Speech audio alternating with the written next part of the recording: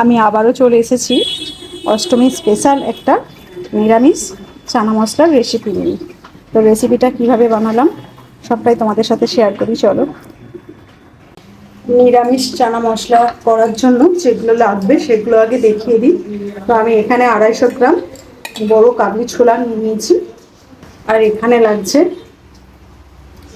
এখানে একটা পেস্ট বানিয়ে নিয়েছি আদা, জিরে, টমেটো, কাঁচা লঙ্কা। আর এটা নিয়েছি একটু কাজু আর চাল মগজের পেস্ট। লাগছে একটু ঘি, বাটার, দুটো তেজপাতা, একটু গরম মশলা, আর লাগবে একটু চানা মশলা। তো এই উপকরণগুলো দিয়ে আমি বানাবো নিরামিষ চানা মশলা। তো অষ্টমী স্পেশাল অবশ্যই। এর আগেও আমি অষ্টমী স্পেশাল একটা দিয়েছিলাম পনিরের রেসিপি। তো অনেক পেয়েছি আমি, মানে অনেক কমেন্ট, অনেক রেসপন্স পেয়েছি। তো আবারও একটা নিরামিষ তাই রেসিপি নিয়ে চলে আসলাম তোমাদের কাছে। তো চলুন দেখাই কীভাবে করি।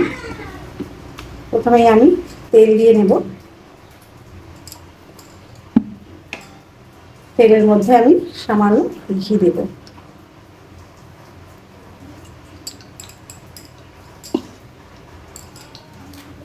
তারপর দেব দুটো তেজপাতা, একটা এলাচ দেব।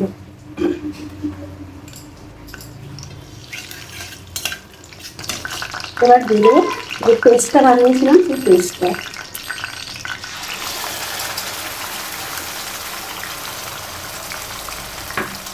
এই পেস্টটা আমি ভালো করে কষিয়ে নেব।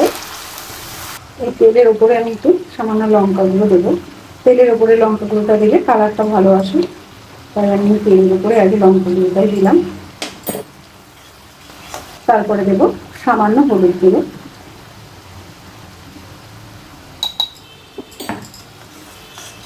নুন যে যার স্বাদ মতো দেবেন, আর সামান্য একটু মিষ্টি দেবো। তো আমার কাছে চিনি নেই এই মুহূর্তে, তাই আমি বাতাসা দিচ্ছি। এবার কাজু আর চাল মগজের পেস্টটা দিয়ে দেবো।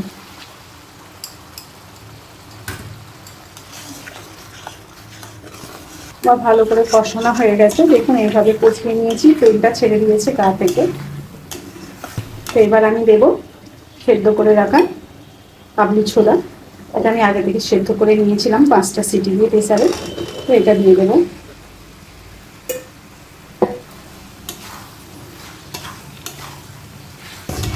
একটু গরম মশলা দেবো।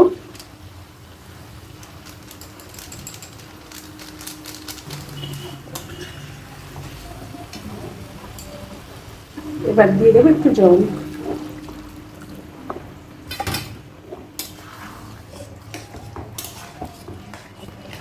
কিছুক্ষণ ঢেকে দেবো, 3 মিনিটের মতো।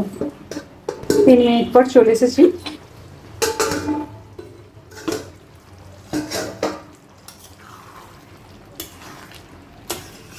তো এবার দেবো আমি একটু চানা মশলা। তারপর আমি একটু সামান্য কাসুরি মেথি নিয়েছিলাম, তো এটা উপর থেকে দিয়ে দেবো।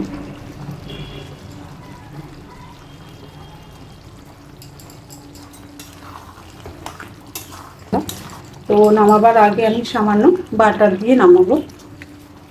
যেহেতু নিরামিষ, বাটার আর ঘিটা দিলে টেস্টটা দারুণ লাগে খেতে।